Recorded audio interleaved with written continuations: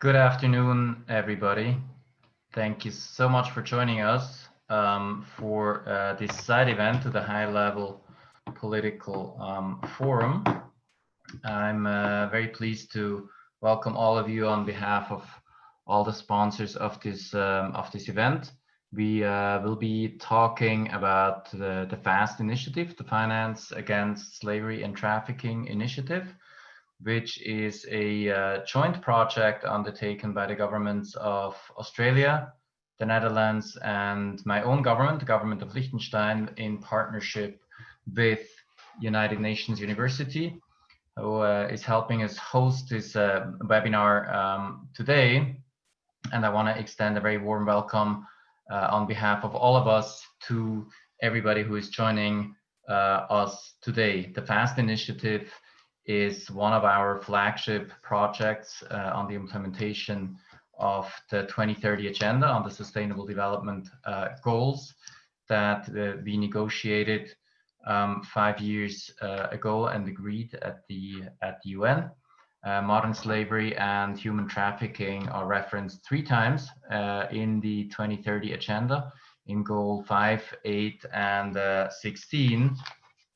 And we have taken it upon ourselves, together with our partners, to try to make a contribution, in particular to helping achieve the very ambitious goals set with respect to this in the SDG agenda. And we are very proud, in fact, to be able to present the FAST initiative to everybody today. Before we go to our panelists, I want to mention a few housekeeping issues. We will be collecting in the course of our discussion questions. If you have any, please put them either in the chat or post them on Twitter using the hashtag Finance Against Slavery.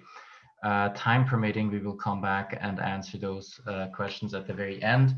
Also, this event is being broadcast via YouTube and is recorded for future reviewing.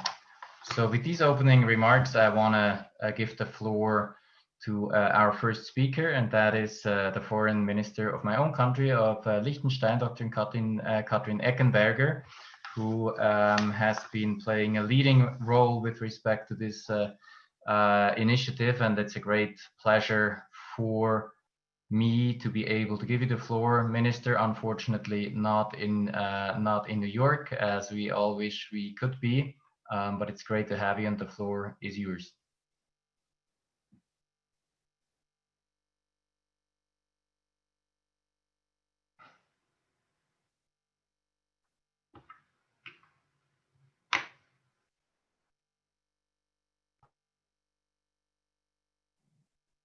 Excellent.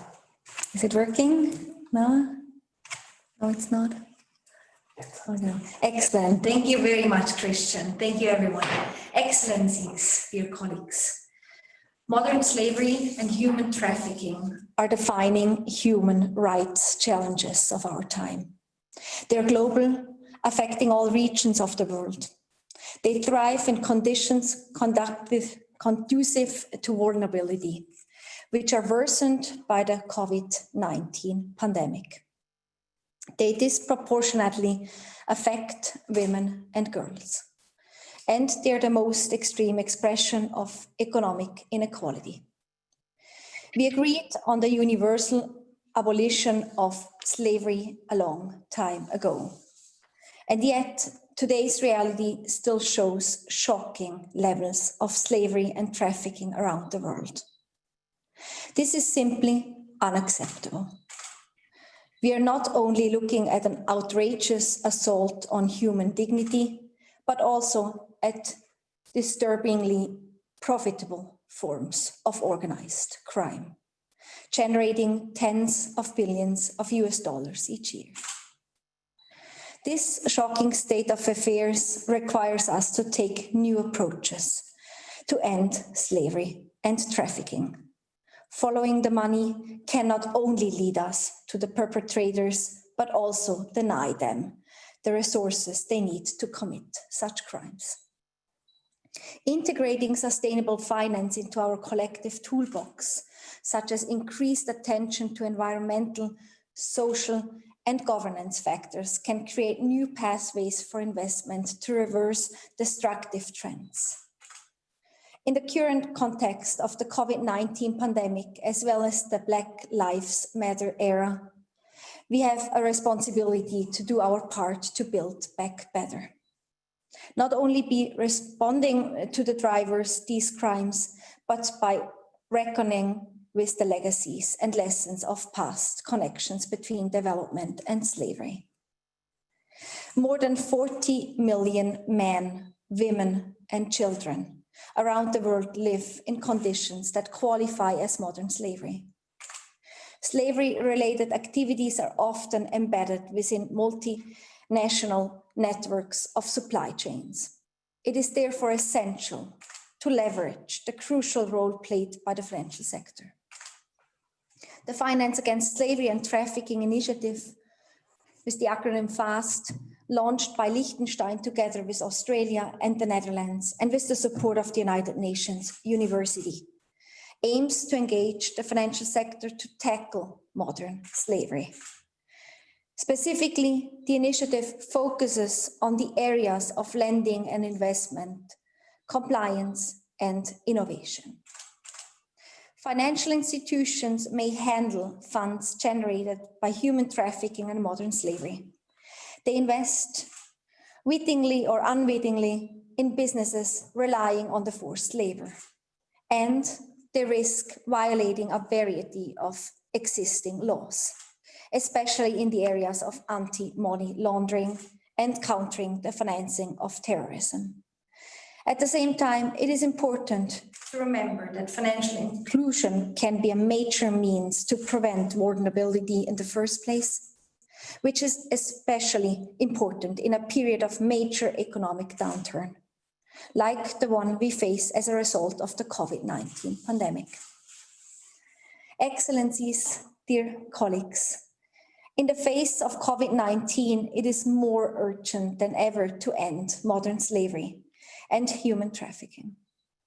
The UN Special Rapporteur on Contemporary Forms of Slavery recently warned that the severe socio-economic effect of the pandemic is likely to increase the scourge of modern-day slavery. The ripple effects of COVID-19 will necessitate greater efforts in the fight to end modern slavery and human trafficking for countless reasons. Marginalized, discriminated, and impoverished populations will be at greater risk of exploitation because of additional obstacles to adequate healthcare, further constraints on their movement, and increased stigmatization. The economic and labor crisis created by COVID-19 may see global unemployment greatly increase. Thus, vulnerabilities to modern slavery and human trafficking may rise because of the amplification of their drivers, including growing poverty and economic inequality. Equality, alarming, the COVID-19 crisis will further reduce access to safe and reliable employment, making it more difficult to achieve SDG 8.7. The challenges we face seem daunting. Fortunately, the 2030 Agenda for Sustainable Development provides us with a strong framework for our efforts in making our world socially, economically, and environmentally more sustainable. The fight against modern slavery and human trafficking is a key component in this regard. In fact, in addition to SDG 8, our initiative also contributes to the realization of SDG 5, 16, 17, and others. It also responds to calls from the Security Council, the General Assembly, and others to join forces with relevant actors in the fight against these abhorrent crimes. The interest and expertise of Liechtenstein's financial center and our private sector have led to the launch of FAST as a private-public partnership. Last September, we presented the FAST Blueprint in New York, which launched us into the current phase of dissemination and implementation. We are looking to forge new partnerships, in particular with financial institutions themselves. Given the initiative is firmly anchored in the 2030 agenda, the HLPF will remain a key forum during the implementation phase. We will also place a special focus on regional initiatives with the help of our partners. Of course, financial institutions themselves should be at the center of the implementation, while governments and civil society can continue playing a crucial role. Excellencies, dear colleagues, with the FAST initiative, we have created high expectations, and I'm positive that we will be able to live up to them. I'm happy to have my Dutch and Australian counterparts providing remarks at this event, and want to thank the Deputy Secretary General of the United Nations for her presence today to discuss the urgency of this issue. I thank you. Thank you very much, Minister Katrin. Thank you for joining us and for outlining the parameters of the implementation phase of FAST. And it is my big pleasure now to go to our next panelist, and who represents our next partner, the Government of Australia, and that's the Permanent Representative, Mitch Fifield, my colleague in New York. Mitch, great to see you. Thanks for joining us. Great to see you, Christian, and I'm very pleased to join with all of you at this event on sustainable finance's role in reducing modern slavery, and to do so on behalf of Australia's Foreign Minister, Senator Maurice Payne. It's great to be alongside the co-conveners of the Finance Sector Commission into Human Trafficking and Modern Slavery, Her Excellency, Foreign Minister Eggenberg, and His Excellency, Foreign Minister Block via video. I'd like to particularly acknowledge the contribution and presence here virtually today of those who have survived slavery or trafficking and who are now helping to address these terrible crimes. So welcome to you all. There can be no doubt that COVID-19 is having a severe impact on at-risk populations worldwide, including victims of slavery and trafficking. As the pandemic disrupts economies and supply chains throughout the world, it will likely exacerbate the risks faced by the most vulnerable, especially migrant workers and those in the informal economy. In that regard, the current COVID-19 pandemic has only increased the urgency of our work to combat these crimes. The Financial Sector Commission on Modern Slavery and Human Trafficking provided important recommendations for governments and business to cooperate, to not only reduce exploitation, but to reduce the economic vulnerability that drives people into desperate situations in the first place. By putting the financial sector right at the centre of global efforts to tackle modern slavery, the Financial Sector Commission recognises the dual power the industry has to be a force for change. First, through responsible lending and investment practices, and ensuring that banks don't unwittingly handle the proceeds of transnational crime. Second, increasing access for the most vulnerable to financial services enables people to build the financial security that will prevent their exploitation. For our part, the Australian government is supporting financial inclusion in our Indo-Pacific region through aid programs that focus on financial literacy, microfinance and remittance transfers. We've partnered with Australian banks such as Westpac and ANZ to increase access to financial services and promote women's economic empowerment in the Pacific, where I must say it's not uncommon for people to have a mobile phone but no bank account. Australian Border Force has also produced a Modern Slavery Act information sheet on coronavirus to provide guidance to Australian companies on their obligations under the Act during the pandemic, and we would be very happy to share this guidance. With business partners, we're bringing micro-insurance to small and medium-sized enterprises in Fiji, Vanuatu, Papua New Guinea, to help people avoid debt traps when the unexpected happens. These medium and long-term efforts are about reducing economic vulnerability and ensuring people have the best chance at economic prosperity. These activities will be critical in reducing increased vulnerability to modern slavery from COVID-19. While COVID-19 has certainly made our work more difficult, it's also made it far more important. Best wishes for this to be a very successful meeting on a very important topic. Thanks indeed.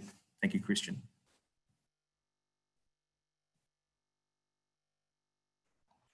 Thank you so much. Thank you so much, Mitch, for joining us, and thanks in particular your government for your support and partnership.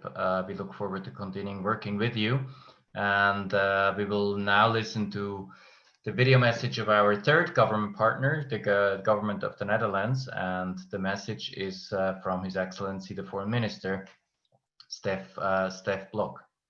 The message is coming up now. Your Excellencies, ladies and gentlemen, thank you for giving me the opportunity to deliver this message today on the importance of sustainable financing for combating modern slavery. The organizers have done a great job of bringing together key players at this online event. Modern slavery is a tale of both human disgrace and human tragedy. The world's worst people profiting from the world's most vulnerable people. Yet, there are two rays of hope. First, we see a practical way forward, a framework for action to end human trafficking and modern slavery with the help of the financial sector.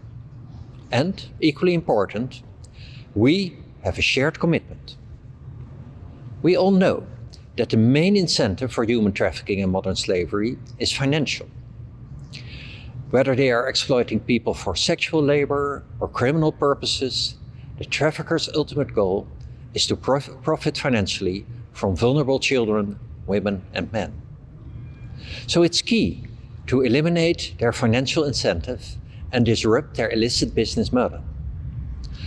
That's why we, as governments, need to work with financial institutions that can stop criminals from laundering the profits from their activities. And what's more, financial institutions can block the criminal's access to financial services. They can invest in businesses that prevent modern slavery and human trafficking. And they can offer financial services to survivors. After the Financial Sector Commission released its final report, Unlocking Potential, a blueprint for mobilizing finance against slavery and trafficking, the Inspectorate of the Dutch Ministry of Social Affairs and Employment, the University of Amsterdam and ABN AMRO Bank launched an ICT project aimed at tracking financial flows resulting from human trafficking and modern slavery. This initiative won the Dutch Computable Award for the Big Business ICT Project of the Year. Other banks in the Netherlands are now joining it. And I would like to commend Tanja Kuppen, member of the FSC and Chief Risk Officer of ABN AMRO, for her leadership in the project. Ladies and gentlemen, the socio-economic fallout from the COVID-19 pandemic has made people even more vulnerable to labor exploitation and trafficking. That's why we need to step up our efforts. And as a member of the Human Rights Council, the Netherlands delivered a statement on this issue at the Council's 43rd session, together with Australia and Liechtenstein. The Blueprint's 5 goals are fully aligned with the UN Guiding Principles on Business and Human Rights. The Blueprint, the implementation toolkit, and our current efforts to publicize them are aimed at helping the financial sector develop corporate responsibility that promotes human rights. When firms set up their operations to ensure that they only do business with companies that respect human rights, they become innovative actors who can make change happen. This gives us a clear path to move forward on, a path we need to take together. I'd like to thank Liechtenstein's Minister of Foreign Affairs, Katrien Eggenberger, and the members of the Commission on Modern Slavery and Human Trafficking for their continued leadership and commitment. And I wish you a most productive event.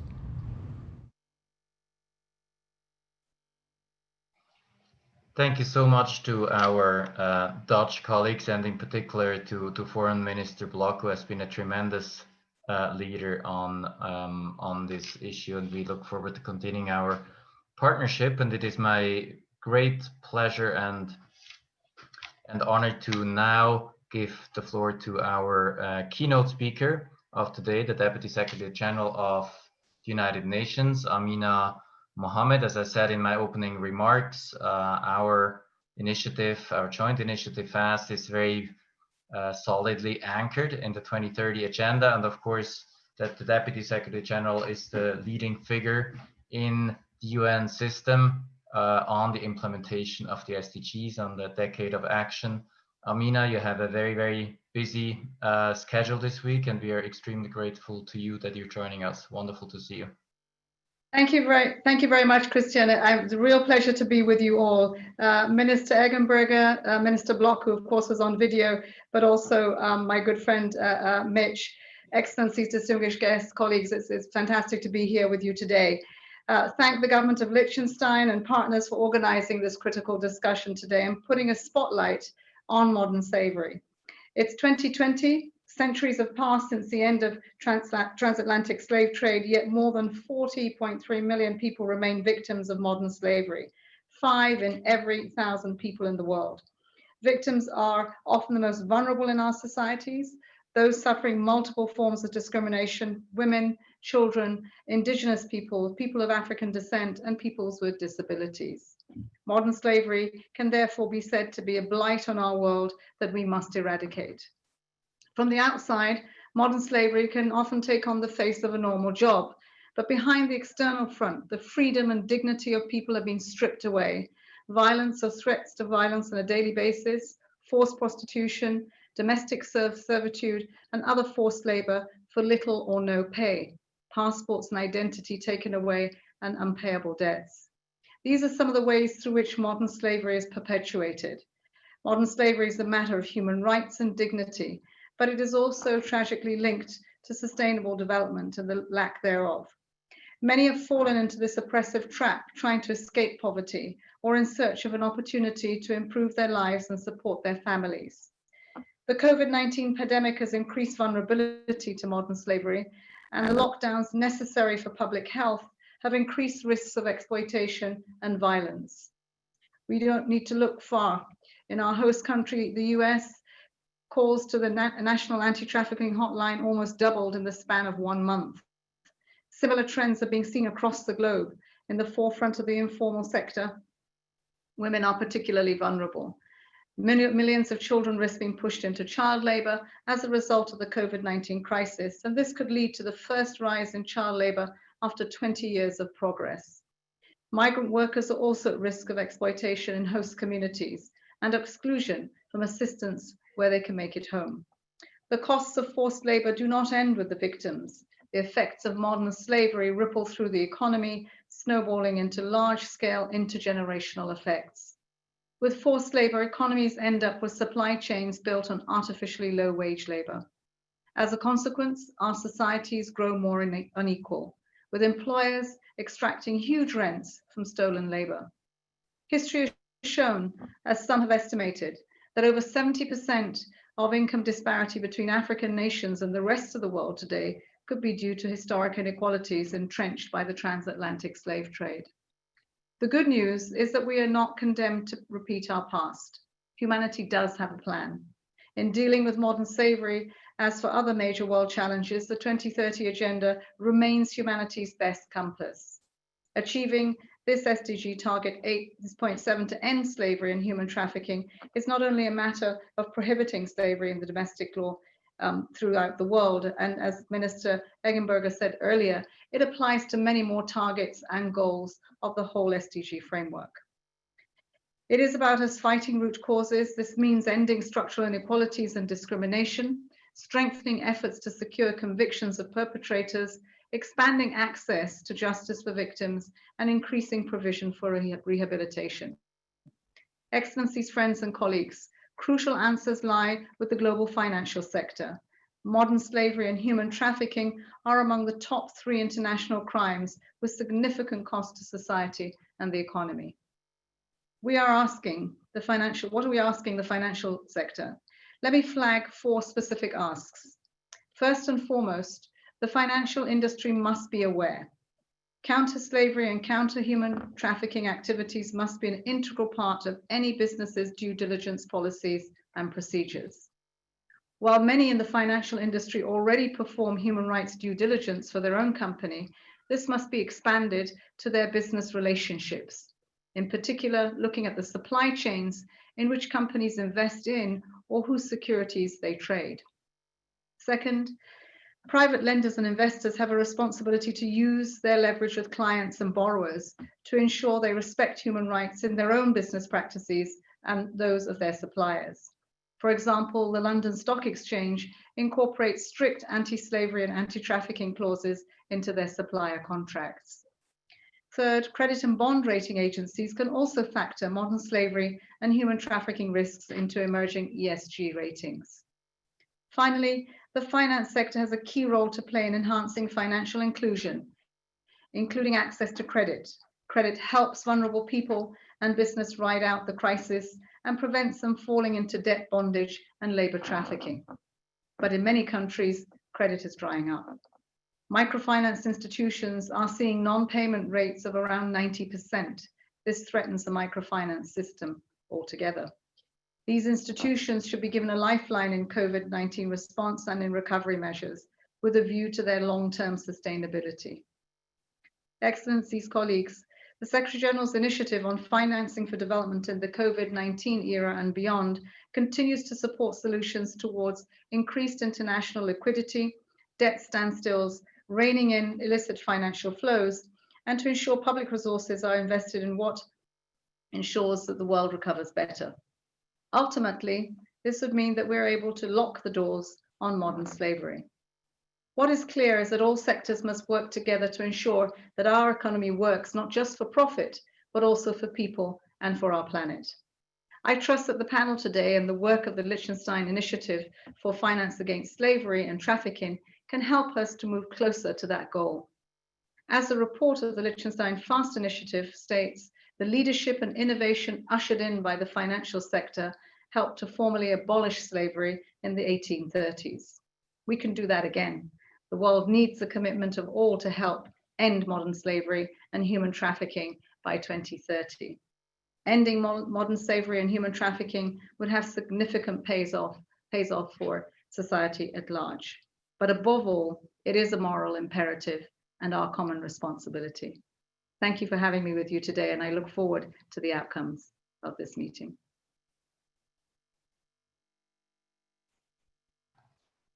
Thank you so much, Amina, for your very clear words that were ambitious and optimistic at the same time, and for being very concrete in the measures that you would like to see from the financial sector that are very much in line with the blueprint and the FAST initiative. We very much look forward to working with you and on your leadership on the implementation on the SDGs and in particular on these aspects. Thank you so much for being with us today.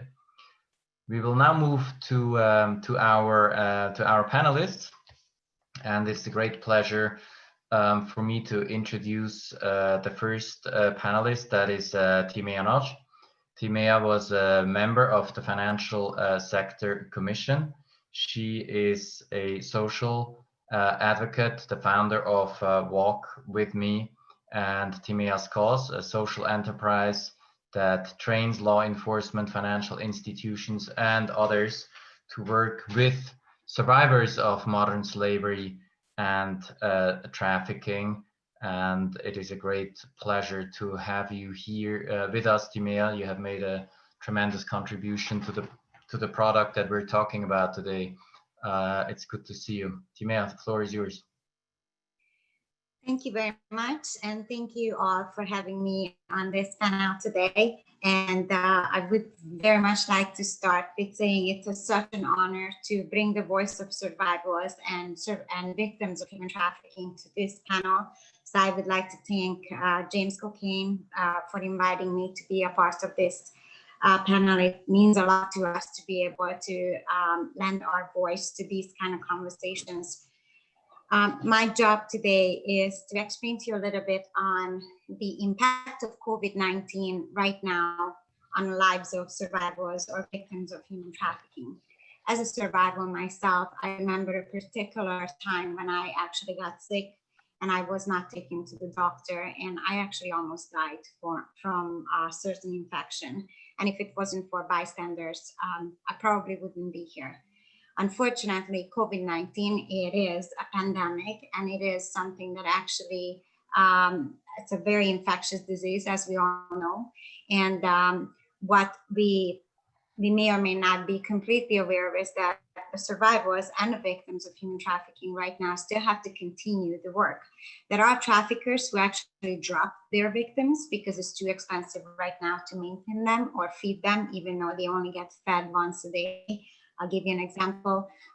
Thousands of Nigerian women who were sex trafficked from Nigeria into Italy have been actually abandoned by their traffickers. The news just came to us from our colleagues, not just a couple of days ago, from Italy.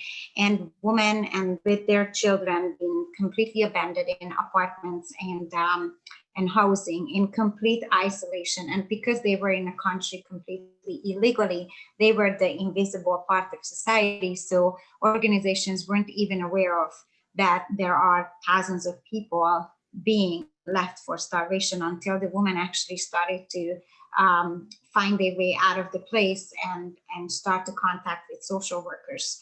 And of course, the traffickers were nowhere to be found.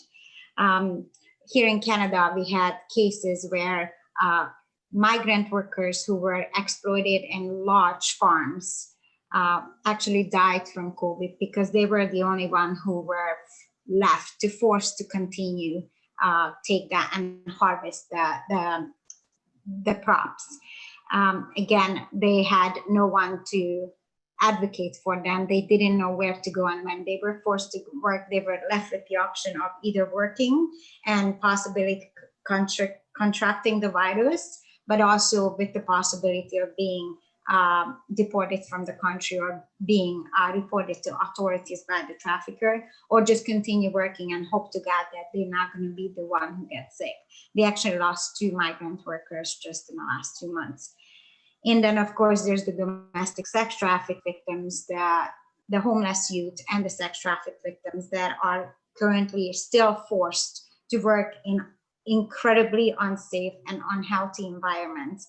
Well, as sex trafficking or the sex work itself, you would think it's kind of dropping down in demand. It's actually completely the opposite. The demand is actually going higher and higher here in North America. And as a result, independent sex workers who have, who does not have to work every single day, they have the luxury to withdraw and go on government assistance. But the sex trafficked victims, because again, they are underbanked and invisible to our society, they don't have that choice. So what that means is if the demand goes higher and there is less person to provide services, that means that the sex trafficked victims are now not working 20 hours a day, but 24 hours a day, and also, under horrible conditions.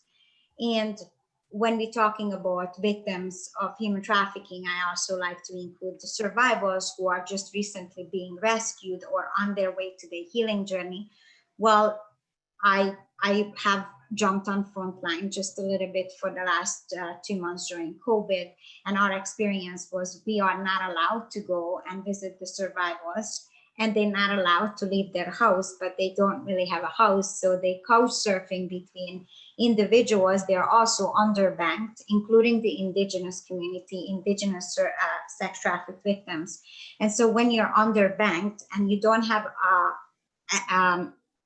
a proper bank account, me as a service provider or any organizations, we can't send you money. Well, right now, nobody takes cash. You can't buy food.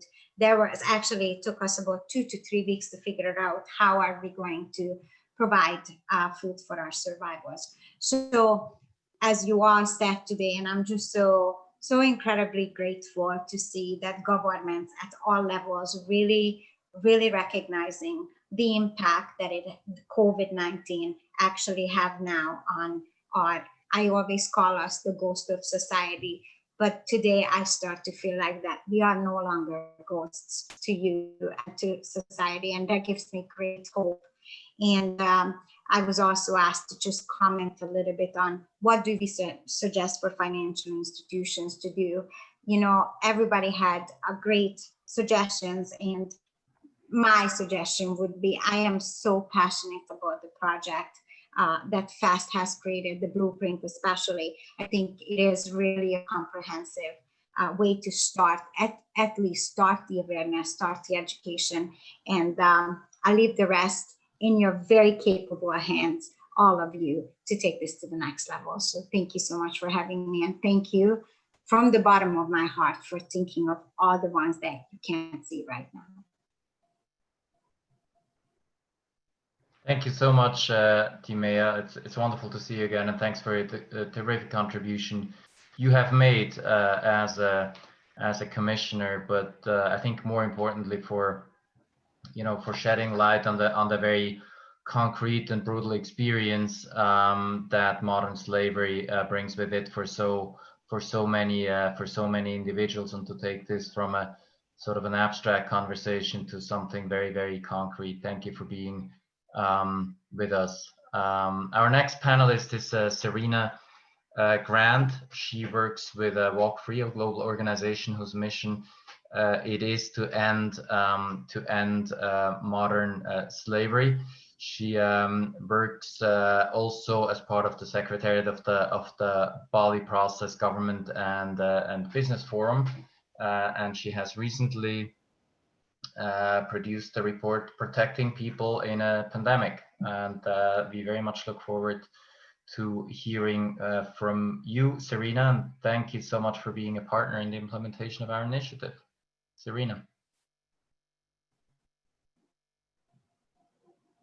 Thank you, Ambassador Vanessa, and thank you to the Deputy Secretary General, Excellencies, and Timea for your insights. It's a real pleasure to be here and to continue our partnership with the FAST initiative and the implementation of the blueprint. I'm speaking to you here on a very stormy night here in Perth, Western Australia, so forgive me if the rain and thunder takes over for a few moments during our conversation. I'll spend some time going through the risks that COVID presents to vulnerable workers, including the increased risk of modern slavery. These are outlined in the report that the Ambassador just mentioned, called Protecting People in a Pandemic, which both highlights the risks and provides recommendations for business and government to combat those risks. But we're here tonight, as it is in Perth, to talk about sustainable finance's role in all of this. So I'll start by saying that sustainable finance can and should play a critical role in improving the conditions and protections for vulnerable workers. We know that investing ethically is perhaps not top of the list of priorities right now, but as Minister Eggenberger remarked, these issues have never been more important, both in how business responds to during the pandemic and how they can build more resilient and fairer supply chains for the future. I think at this point in time, we've all read quite a lot about the health, social, and economic risks facing some of the most vulnerable people around the world. For many, mass job losses and lockdowns have resulted in economic catastrophe. Living paycheck to paycheck with limited savings, many vulnerable workers are simply unable to support themselves through the pandemic. They're not able to access basic necessities like food, water, and shelter. This economic shock, combined with the closure of regular migration pathways, has created the perfect storm for modern slavery to flourish. Simply put, people are desperate and are at even greater risk of exploitation. As always, we're concerned about workers taking on debts made up of recruitment fees and migration costs. in order to get a job. We're also concerned about other predatory lending practices, with many needing to take loans to survive the pandemic. These debts or loans can take years of wages to pay off and often result in a debt bondage situation. For others, those who haven't lost their jobs, they've suddenly been deemed essential workers and have been asked to continue working throughout lockdowns, often without access to adequate PPE equipment. It's these same workers who are often excluded from access to healthcare in the country that they work in, or any form of financial relief or government support if they cannot work due to illness, lockdowns, or losing their job. At the same time, many of these lowly paid workers live in employer-provided accommodation where social distancing is impossible.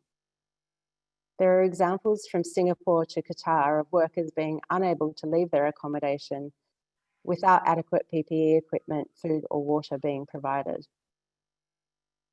For migrant workers, these economic and health concerns may be coupled with concern about their immigration status.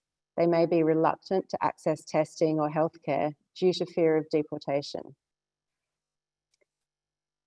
It's these gaps in protection which make workers vulnerable at the best of times, and which business, government, and investors must address in order to build more resilient supply chains and protect vulnerable workers.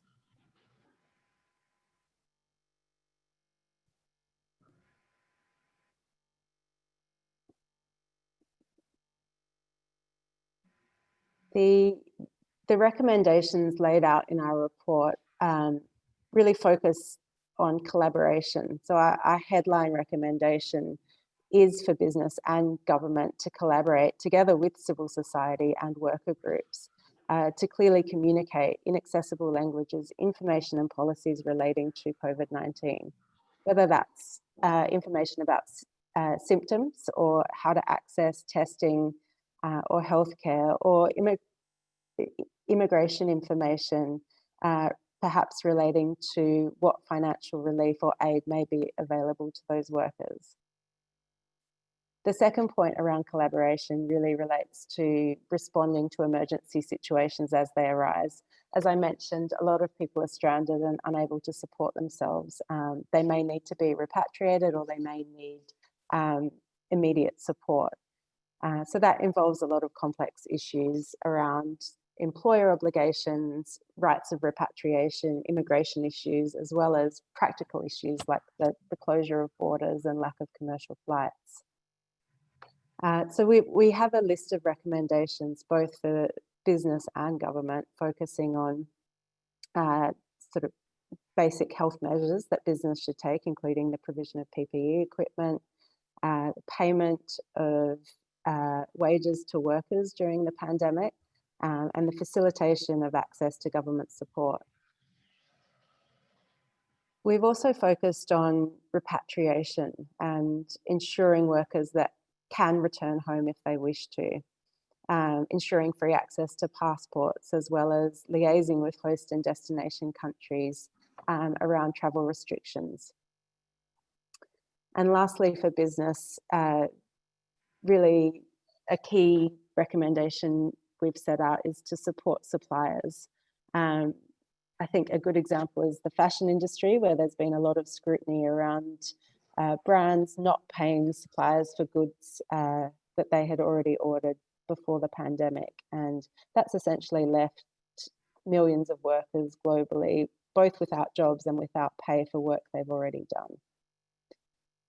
So what's sustainable finance's role in all of this? I think there's really a sort of basic level of due diligence that we would expect even in normal times. I think given the increased risks of modern slavery during the pandemic, extra measures do need to be taken to ensure that workers are safe and to ensure that some of these risks that we've just outlined are mitigated to the greatest possible extent.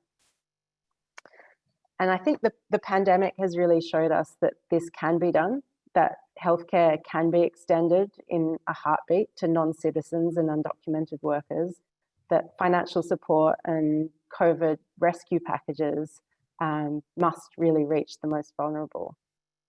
sustainable finance can play a critical role in improving the conditions and protections for these workers, whether that's listed equities, providing a loan to a company, or funding a major infrastructure project. There's a real opportunity for investors to engage companies on what they're doing to support workers in their supply chain, and to make that investment conditional on concrete measures to combat the risk of modern slavery.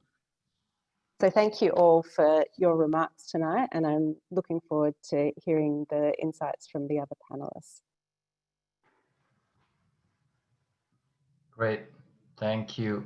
Thank you so much, Serena, for taking this into today's reality, and for addressing the changes and the impact of the pandemic we're all going through. I really recommend the report to everybody. It's highly instructive, and will be extremely relevant for what we will be looking at in the next few months.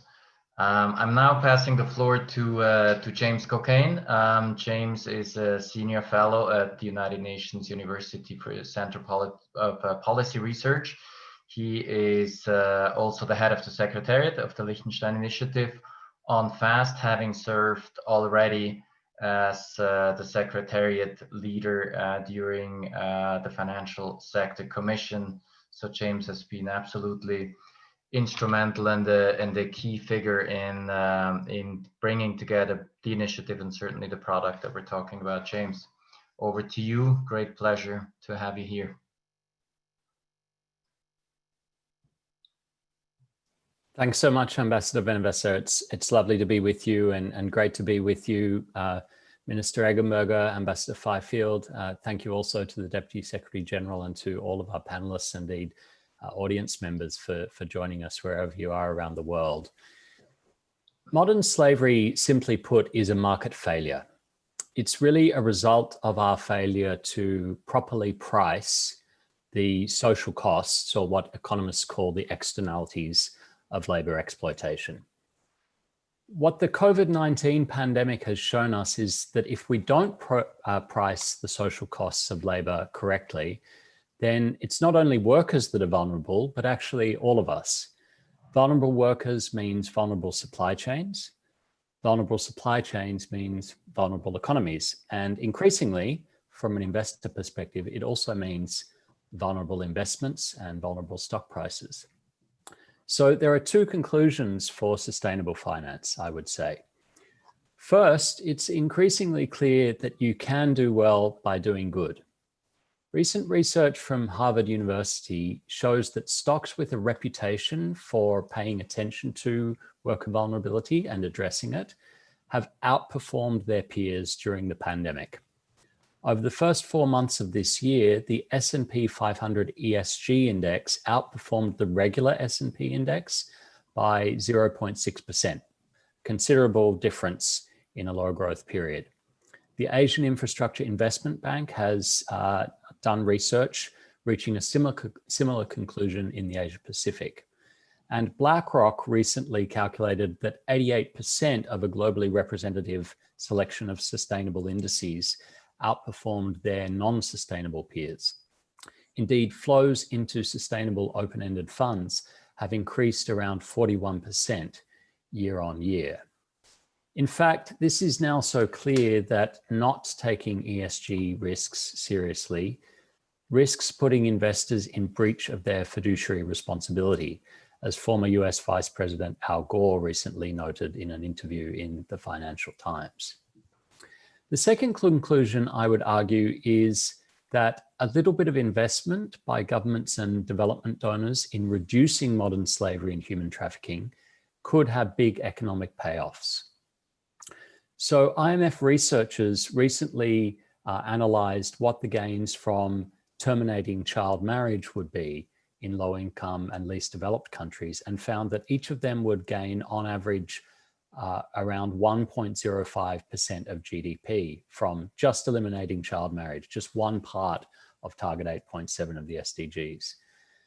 Other researchers have put the economic dividend from ending modern slavery at around 3 to 5% of GDP. And UK government researchers put the direct costs to the public purse of cases of modern slavery in that country at several £billion each year. What that tells us is that a situation that tolerates 40 million people in modern slavery is simply economically inefficient. It might deliver windfall rents to some, to exploiters, to lead firms that are benefiting from their monopsony power in global value chains, but it leaves us all worse off than we would be if we got rid of it. It skews the economy and it skews capital markets, since firms that rely on coercion to reduce labor costs are being unfairly rewarded with lower capital costs than firms that are doing the right thing. That's back to front. So how do we fix it? How do we change that system to align the financial sector's incentives and practices with social outcomes? That was the question that was put to 25 commissioners of the Liechtenstein Initiative's Financial Sector Commission on Modern Slavery and Human Trafficking, which gathered to address these issues from 2018 to 2019. And I think perhaps if my colleague can assist us, we might have some slides to show you at this point. So the initiative, as you've heard, brought together, if we could advance just one more slide, please, Jan. One more, please, James, if we can. Perfect, thank you. This is the famous Financial Sector Commission on Modern Slavery. You see several of the conveners here, Minister Block, who you heard from before, Muhammad Yunus, the Nobel laureate and microfinance pioneer, and Fiona Reynolds, the chair of the commission, who you'll be hearing from shortly, as well as our diverse cast of characters from all over the anti-slavery, anti-trafficking and financial sectors that considered this issue. How do we change the system? How do we align the financial sector's incentives and practices with the desired outcome here, reduction of modern slavery and human trafficking risks? Essentially, the answer they constructed brings together existing norms in the anti-money laundering world, the business and human rights world, and the ESG world to come up with a set of goals and actions. Next slide, please. Which you can find on the website at www.fastinitiative.org. But what you see there from the 5 goals down the side of the table there is that they align directly with the existing guidance to business on respect for human rights, which was neatly summarized, I would say, by the Deputy Secretary General. A big emphasis on knowing and showing risks, so effective human rights due diligence, understanding, for example, how the pandemic has changed, where modern slavery risk may arise in supply chains and addressing that, effective use of leverage, effective use of remedy, and so on. Next slide, please. The Commission was extremely keen that we not simply reduce a report, but that there be a number of ongoing tools available to actors keen to take the action recommended in the report. You see here a list of some of the different tools that are available on the website and through ongoing initiatives. And I'm very quickly going to show you a few of those now. So the first, if we come to the next slide, is a new online free training certificate available through a collaboration between FAST and the Association of Certified Anti-Money Laundering Specialists. You've got the QR code. You can take a screen grab while I talk and visit that later. As I said, it is free and open to anyone. It's only been available for about a month, but we've already had around 2,000 financial sector professionals from 80 countries take this course. Next slide, please. The course essentially encourages action to align modern slavery risk management with existing enterprise risk management systems and anti-money laundering risk management systems. But we also provide tools to help you find your way into this issue if it's new for your firm. Next slide, please. Here we show you a risk mapping tool that's available on our website, free for anybody to use, which helps you find your way into questions of salient human rights risk, salient modern slavery risk, and figure out what are the sources of data and indicators that you may have available that help you to understand where that risk is arising in your portfolio, in your lending book, or indeed in your own business operations and business relationships. Next slide, please. Once you've found those risks, of course, then you, as a financial institution, you're expected to create and use leverage to address them, including by influencing business partners where they are causing or contributing to modern slavery risks. What exactly does that look like? Well, on the website, we give you access to a matrix of real-life examples of financial institutions using their leverage in different ways to address modern slavery risks. And on the next slide, you'll see that we identify 6 different types of leverage, ranging from traditional commercial leverage using existing covenants or contractual audits, bidding criteria to address modern slavery risks, through to more creative multi-stakeholder initiatives, and even platform leverage, where platform providers in the sustainable finance world, business information providers or payments providers, deplatform known modern slavery risks, use their gatekeeper leverage to prevent those modern slavery risks even coming into the market in the first place. That leverage matrix that I showed you on the previous slide can provide some pointers for how to do this in real life. But there are also efforts afoot now, next slide please, in a number of different parts of the world, led by investors, importantly, to think about how we develop industry-specific guidance for leverage, including in the difficult circumstances of the pandemic. So what exactly should investors be asking their clients to do to address modern slavery risks in these difficult times? There are a number of initiatives that FAST is helping to support that are now underway to ask and answer that question. And finally, the FAST Secretariat is also very pleased to support, if we come to the final slide, thanks James, the Survivor Inclusion Initiative. One of the things that we learned through the work of the Financial Sector Commission from people like Timea and others is that survivors often struggle to get access to bank accounts once they're in their period of recovery, often because their traffickers and exploiters have hijacked their financial identity, seeing the financial identity of their victims as another resource to be exploited and stolen. And that creates great difficulties when you go to a bank and are trying to be onboarded, because there are all sorts of red flags associated unfairly with your financial identity. So this initiative works with a number of banks around the world and with survivor support organizations to facilitate access for survivors to basic bank accounts and financial products and services. It's only been going since late last year, but we've already got several hundred bank accounts around the world that have been opened that way, and we're hoping to accelerate that further in the future. If any of this sounds like something that your financial institution would be interested in getting involved in or learning more about, please do contact us at the FAST Secretariat. You see on the screen here the contact details. Thank you so much, Ambassador Benavesa. Back to you.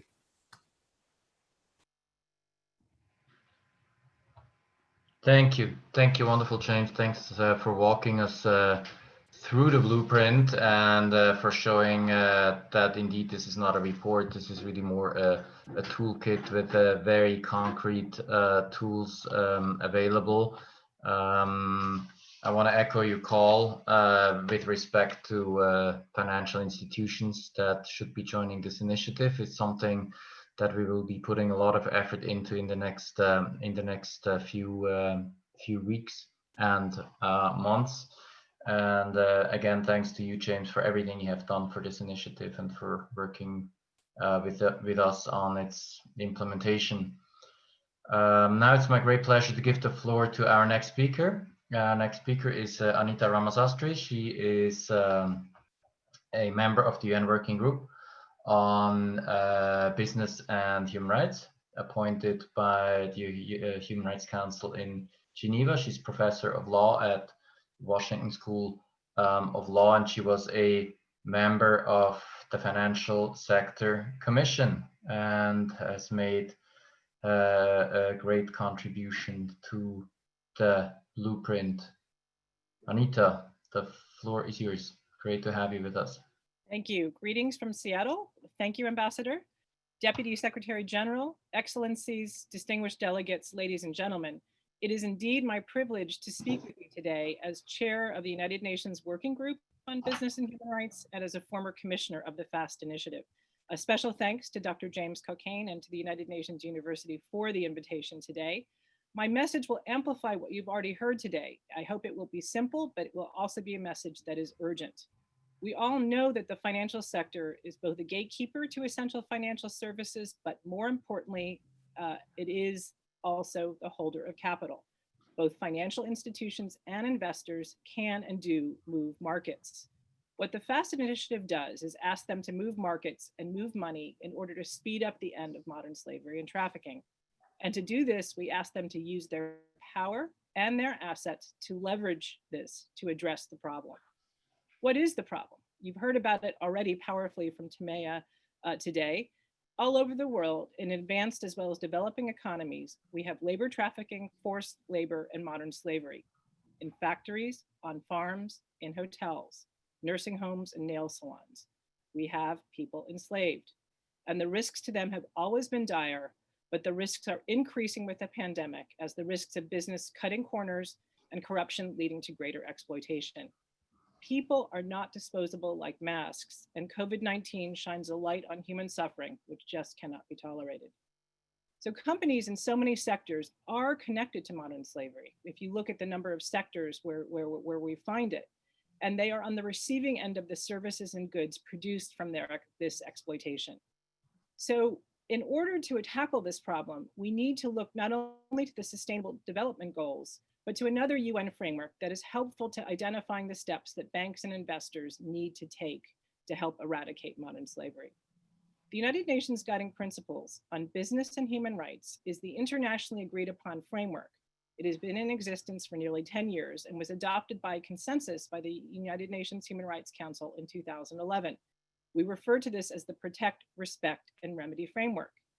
The key thing that the UN Guiding Principles ask the private sector to do is to respect human rights in business operations and to identify those negative impacts and human rights abuses to which a business may cause, contribute, or be directly linked. In other words, business is meant to engage in a process to identify harms to people and to address them, not just harms and risks to the business itself. If we can turn now to the slides, please.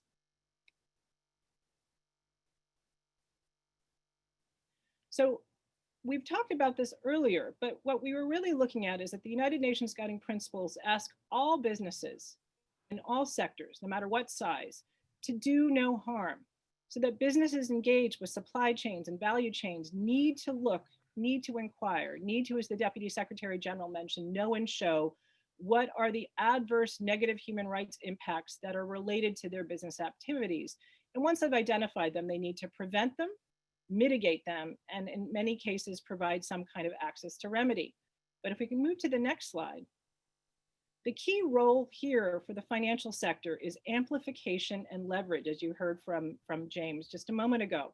The guiding principles ask investors and financial institutions to use their leverage to ensure that the clients or companies in which they invest or lend respect human rights and have policies and programs in place to address modern slavery and human trafficking. So we're really asking about harnessing the power of all of that money and all of that capital to ensure that business globally respects human rights and prevents slavery and trafficking. We're harnessing the power of capital to move markets and shift corporate behavior. This is critical. And we move to the last slide, and this is my last point, which is there's two major messages coming out of both the guiding principles, but the work of the Financial Sector Commission as it relates to this idea of respect for human rights. In addition to banks and investors using their leverage to ensure that businesses with whom they deal prevent trafficking and modern slavery, it's also critical for the financial sector itself to examine its business relationships. For banks, this means engaging in human rights due diligence as well, and looking at the impact of their own business activities. Is a client that a bank is servicing engaged in criminal activity? We often speak in the banking sector about banks needing to know their customer to prevent money laundering and other criminal behavior. typologies exist and the technology can harness so that financial institutions can prevent traffickers from accessing the financial sector. So this is critical. Similarly, banks and investment firms need to examine their own contracts and services, whether it's cleaning contracts, construction, or food service, to ensure that they themselves as business entities are equally active in preventing modern slavery and trafficking. So I'll stop here just to say the message is really simple. The guiding principles provide a tool for the financial sector in both using leverage, but also as being actors that can help solve the problem. Thank you again for the chance to be with you here today, and I look forward to seeing what is accomplished in the year to come. Great. Thank you so much, Anita. Great to have you. I now give the floor to Fiona Reynolds, who was in fact the chair of our commission, of the Financial Sector Commission. She's also the CEO of Principles for Responsible Investment based in London. Fiona, it's great to have you with us. The floor is yours. Thanks, and good to see you, Christian. Thanks for the opportunity to speak today. First of all, I want to say that I hope everybody is safe and well. So I'm going to talk a little bit about the role that COVID-19 is actually playing in fostering the increase in focus and demand around sustainable investment, and really a little bit about the role that the investment community is playing in that response, particularly around social issues in general and human capital more broadly, but also these flow on to addressing issues of modern slavery and human trafficking. So as Christian said, I'm the CEO of the PRI, or Principles for Responsible Investment. So we represent the responsible investment community. We've got over 3,000 signatories to our 6 principles, and collectively they manage 100 trillion US in assets under management. And I want to start by saying that in the 25 years that I've worked in the finance sector, I've actually never seen investors, businesses, and many governments so engaged on environmental, social, and governance, or ESG topics. And I really truly believe that this is because COVID-19 is such a very real example of the fact that without healthy people and a healthy planet, you can have no healthy economy. And I do believe that, COVID-19 is really showing people the interconnectedness of issues in a way that where they hadn't bought into these issues before, that they're now starting to see the importance of sustainability. Importantly, I think it's also raised the focus on S, or social issues. So the social issues have always been squeezed a little bit between the E, the environmental issues, and the G, the governance issues. I always refer to them as the poor cousin, unfortunately. And this really includes the issue of supply chain risk and risk to workers and communities in those supply chains. And while many investors take a very systematic approach and actively address these issues, not enough investors have embedded them in their investment process in a really meaningful way. COVID-19, which of course has disproportionately affected the most vulnerable in our society, I think has brought these issues into the spotlight. And we need to ensure that they're front and centre as we build a recovery that is far more inclusive. The recovery can't be built on the exploitation of the poor and the most vulnerable in our society.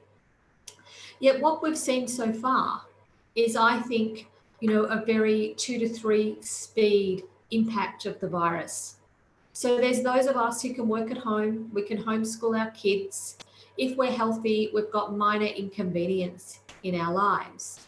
But there's also those that are on the front line, usually those at the end of the pay scale, who have no effective rights. And I think COVID-19 has shown investors and businesses, and governments, I hope, the problems that we have in labour standards in many developed countries, not to mention in supply chains and developing countries. However, I do really believe that with stimulus packages totaling between 10 and 20 trillion US dollars, what we do today, tomorrow, and over the next year will really shape the future of our economy and our society in the decades to come. And that the private sector, business, finance, and investors need to be part of the solution. Governments alone will not be able to fund or drive the transformation that we need. And as we've seen, the virus itself may not discriminate. I live in the UK, and even our Prime Minister has had COVID-19. But we also see that our socio-economic systems do discriminate, and that COVID-19 has highlighted the lack of a social safety net and worker protection. And it's having immense impacts, not only on workers, but on markets and on the broader society. Frontline workers are essential, and key workers, gig economy workers, migrant workers, teleworkers and remote workers workers in the informal economy have been some of the most significantly exposed to risks. And of course, the virus is going to spread when you're faced with the choice of going to work if you're ill or not being paid. When you live day to day or week to week, when you live hand to mouth, what else can we expect if this is what we have created within our financial systems, within our economies? And this, of course, is not to mention the prospect of the second quarter of 2020, which remains really dire, in my opinion, when government furlough schemes start to end and we start to see unemployment lines across the globe growing more than they are now, when we start to see government loan schemes dry up and we start to see many businesses close their door. The latest ILO estimates reveal a decline in working hours of around 10.7% relative to the last quarter of 2019, which is equivalent to 305 million full-time jobs. As we're also far too aware in this space, and we've already talked about, there are more than 40 million people today in some form of modern slavery and human trafficking, 71% who are women and girls, many children, 1 in 185 people. We also know that traffickers prey on the most vulnerable. And unfortunately, due to COVID-19, we're going to see far more vulnerable people. And unless we act, we're going to see a rise in modern slavery and human trafficking. And this will be exacerbated if companies fail in their responsibilities or are unable to meet their obligations to companies in their supply chains. So PRI has been recommending in our guidance to our signatories that companies have a duty not just to their immediate workforces, but to those down the supply chain. And the case for investor action is very clear. Anita already talked about the fact that there are expectations that investors respect human rights, including labour rights, under the UN Guiding Principles for Business and Human Rights, and under the OECD expectations of responsible business conduct for institutional investors. To make these expectations even clearer, we're pleasingly starting to see an increase in regulations and legislations covering companies, and in many cases also applying to investors, such as Modern Slavery Acts in the UK and in Australia. In relation to COVID-19, responsible investors have been engaging with companies about their COVID-19 crisis management plans, and a large part of this engagement has focused on human capital management and about supply chains. From the PRI, our recommendations and guidance to investors has been that they must do their due diligence and they must ask questions of companies around occupational health and safety, employee health and well-being, freedom of association and worker voice, and that they should also be seeking to engage specifically around supply chains to set expectations for portfolio companies around labour rights in supply chains. Proper due diligence is key, and they should be asking questions, including consideration around working conditions and consideration around business models and supply chain operations. It's clear that investors have a really important and significant role to play, but far more needs to be done by the investment community. The Business and Human Rights Resource Centre just recently conducted a survey of 35 fashion brands, and Serena referenced the fashion industry. And as well as the fashion brands, it was retailers, and they gathered other publicly available information. But the research found that 40% of those fashion brands have made no public commitment to pay for completed orders in full. 21 companies said they would do so, but 23% have requested a retroactive discount from suppliers for orders that they'd already placed. Debenhams, a UK fashion brand, has reportedly requested a 90% discount. 23 companies said that they've taken steps to make sure workers were paid in March and April, and 19 companies are helping suppliers through access to local finance. Yet a large number of workers have not been paid for these months or are only being paid in part for their wages. And this has prompted very large protests by workers in Cambodia and Bangladesh. 23% of companies have delayed payment, extending their usual payment times to suppliers, with Primark extending to 180 days. So PRI signatories have been actively engaging with the apparel and footwear companies on COVID-19 and forced labour issues using the Know the Chain benchmarks. There is plenty of information out there for investors. They've also issued an investor statement on coronavirus that's been led by Domini and ICCR, and 140 investors, 140 of our signatories have signed this statement, and it's gone to companies stating that as investors, we want to see companies provide paid leave, prioritise health and safety, maintain employment, maintain supplier relationship, including prompt payment to protect workers, communities and small business. And then looking at the long-term recovery and building back better, we have to make sure that it just can't be about discussing a green recovery. As important that is, we must have a green recovery, but we also must have an inclusive one. In my view, COVID-19 shows that we really need a new social contract that investors, business, civil society and governments need to be part of. We need a people-centred recovery that focuses on well-being, improves inclusiveness and reduces inequality, which factors in the true cost of labour that James talked about, which closes the current gaps in protection of workers' rights and looks at living wages, including in supply chains, so that we reduce, not exacerbate, the already far too high incidences of modern slavery and human trafficking. So again, the investment community is playing a significant role, but there's not enough investors who are pulling their weight, and investors and businesses, along with governments, really need to step up on these issues. So thanks, and back to you, Christian. Terrific. Thank you so much, Fiona. And I'm now turning the floor over to our last panelist, John Brandolino, who works for the United Nations Office for Drug and Crime. And he is the head of the treaty division at that office that, of course, has been playing a leading role in the fight against trafficking and slavery for many, many years. The floor is yours. Thank you, and thank you for inviting UNODC to take part in today's event.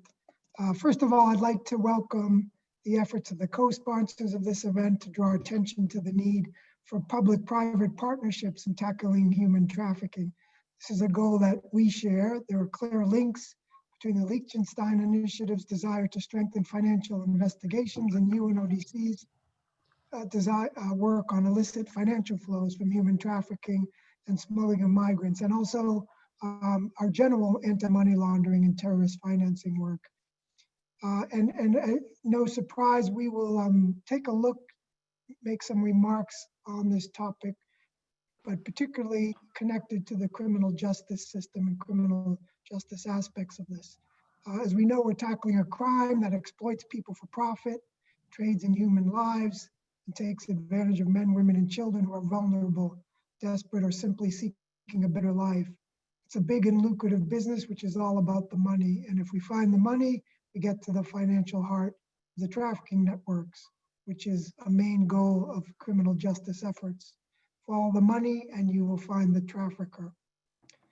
However, we're dealing with a considerable challenge. Europol, for example, estimates that organized criminal groups generate 110 billion euros per year in the EU, with only 2.2% of this seized and 1.1% confiscated, which leaves 98.9% of proceeds of crime in the hands of the organized criminal groups. And one reason for this low seizure rate is that in many countries, seizure and forfeiture of the illicit profits primarily happens in conjunction with a criminal conviction and can only happen in that regard. There are some that have non-criminal, non-conviction-based forfeitures, but in many countries this is not the case. And our global report on trafficking in persons, which published last year, demonstrates that the continued low rate of convictions for trafficking in persons globally is a problem. The report notes that while investigative capacity has improved in many parts of the world, the number of convictions has only recently started to grow. Many countries, particularly those in Africa and Asia, continue to record very low levels of convictions. And among the key challenges to quality prosecutions are the lack of international cooperation, lack of victim protection and assistance, and an over-reliance on victim testimony alone. Simply put, there are too many good reasons why a victim will not make a good witness at trial, or while she or he may not make it to the trial in the first place. We know that human trafficking victims have a tendency to be traumatized. They may be reluctant to cooperate out of fear of reprisals due to their irregular migration status, fear of harm to themselves or their family members from the perpetrator or his or her proxies, and a lack of confidence in the legal system. It's not uncommon for victims to cooperate and withdraw several times throughout an investigation. And the vast majority of cases, building up a solid evidentiary base that includes forensic and financial evidence is critical to success and is thus in line with a victim-centered and rights-based approach, ensuring that victims' voices are supported and reinforced by all available avenues of evidence. And where the proceeds of human trafficking can be identified, frozen, and seized, government should consider ultimately awarding them to victims in reparations. I want to touch also briefly upon the impact of COVID. The panelists have spoken about COVID-19 and the impact on victims of human trafficking and people at risk. UNODC too has observed the impact of the pandemic on trafficking in persons. And to delve deeper, we reached out to our partners around the world who work on the front lines to combat human trafficking, and we released a paper. It was entitled "The Impact of the COVID-19 Pandemic on Trafficking in Persons," based on what first responders were telling us about their experience in the field. And our research shows that the pandemic is having a huge short-term impact on victims of human trafficking and on the people who work to prevent and investigate this crime and support the victims. There will be long-term implications too. Dramatic increases in unemployment and reductions in income, especially for low-wage and informal sector workers, mean that significant numbers of people who are already vulnerable find themselves in even more precarious circumstances. From the garment industry, agriculture and farming to manufacturing and domestic work, millions of people who are living in subsistence conditions have lost their wages. And those who continue to work in these sectors where trafficking is frequently detected may also face more exploitation because of the need to lower production costs due to economic difficulties, as well as due to less controls by authorities. We're also seeing that law enforcement assets are being diverted to other needs, and also that affects the criminal justice work related to trafficking in persons, as well as other crimes. NGOs working with UNODC speak of a significant percentage of their beneficiaries losing their sources of income and access to food staples due to pandemic-related measures. They report of loan sharks promising low-interest loans to those people, increasing the possibility of debt bondage. That means a vulnerable population has now become even more exposed to the risk of severe exploitation as they try to identify means to secure their livelihoods. This crisis has brought to the forefront the need of all to work together against human trafficking, and we are committed to that collective action, just as the Liechtenstein Initiative is. At the UN level, we coordinate the Interagency Coordination Group Against Trafficking in Persons, or ICAT, which is an existing mechanism currently involved in strengthening the UN anti-trafficking infrastructure and helping to deliver strategic and coordinated action in that respect. And at present, ICAT comprises 26 UN agencies, international and regional, organizations. ICAT is looking at the impact of COVID-19 on a series of thematic areas, such as the misuse of technology by trafficking perpetrators, the increase in online exploitation in the context of COVID-19 restrictions, the long-term impact the crisis will have on vulnerable populations and the related risks of trafficking, as well as the impact of the pandemic in trafficking supply chains. And we're also one of the core group of UN agencies supporting the high-level panel on international financial accountability, transparency, and integrity for achieving the 2030 agenda and working with them on these issues. So as criminals are adjusting their business models to the new normal created by the crisis, especially through the abuse of modern communications technologies, we also need the expertise of the private sector to help us tackle illicit financial flows, address trafficking in persons and supply chain, and investigate the way criminals are misusing technology. So we see as vitally important for investigators and prosecutors to have an understanding of investigative techniques to analyze illicit financial flows associated with trafficking in persons cases from an evidentiary perspective. Of course, the UN Convention Against Transnational Organized Crime and the Trafficking in Persons Protocols provides blueprints and actual legal basis for developing some frameworks to work for nations to work together and try to effectively prosecute and disrupt organized crime, and also for confiscating and seizing criminal proceeds. But we also working with those that are looking generally at the typologies related to trafficking in persons, the money typologies, and we've done a number of workshops in that regard. And related to this, we were pleased to contribute to the joint report of the Financial Action Task Force and the Asia Pacific Group on money laundering, on financial flows from human trafficking, their typology that was developed in 2018. And this identifies challenges national authorities frequently face in detecting, investigating, and prosecuting money laundering from human trafficking, including that financial flows from human trafficking are varied in terms of fund movement, the amount provided to individuals making up a trafficking organization, and the methods used for transactions. And despite the inherent challenges, the report does identify some good practices and tangible indicators for national authorities to improve their effectiveness in combating money laundering, including leveraging the expertise and capabilities of diverse partnerships of the public sector, private sector, and the civil society, which the co-sponsors of this event are very dedicated in trying to do. I would encourage states to take into account the indicators and these good practices and to reinforce the efficiency of systems in detecting the proceeds.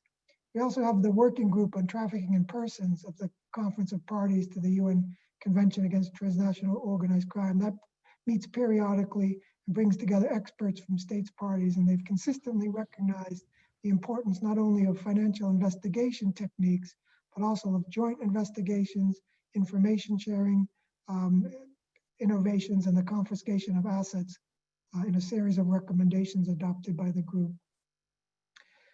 We've also developed some toolkits, including the UNODC Toolkit to Combat Trafficking in Persons, which provides some insight into not only the investigation and prosecution, but advice on parallel financial investigations, the seizure of assets and confiscations of proceeds of crime, and how joint investigations can be systematically applied.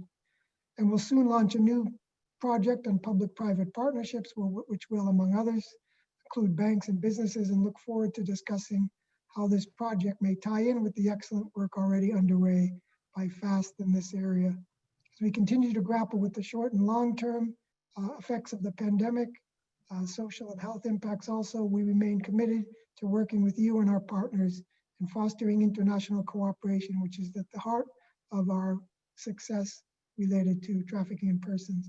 Thanks again for inviting us to this event and for everybody's attention today. Thank you.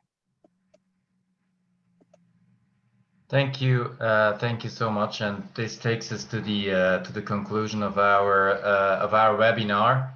I hope that this has given everybody some insights into the enormous complexity of the challenge that we are discussing, but in particular also on its enormous relevance, increased relevance in the times of the pandemic that we're all going through, together, but also its enormous relevance for the implementation of the 2030 agenda as a whole. I'm grateful to all the panelists for their presentations, in particular for illustrating and showcasing the tools reflected in the blueprint in the FAST initiative. And I think we are on a very good path in moving forward to implementing the goals that we have set ourselves, the very ambitious goals we have set ourselves, both in the FAST initiative and of course in the 2030 agenda. Very special thanks to our political level participants and to Amina Mohammed, the Deputy Secretary General of the United Nations. We did unfortunately not have time to go into a Q&A, but I think our panelists are available to take questions that have been posed in the relevant chat in writing, and we very much look forward to staying in touch with all of you. You know, of course, that the material that we have been discussing here is available on the website of our initiative, on the fastinitiative.org. So thanks to everybody, thanks to our panelists in all parts of the world, and thanks to UNU for helping us set up this webinar. Bye bye, everybody.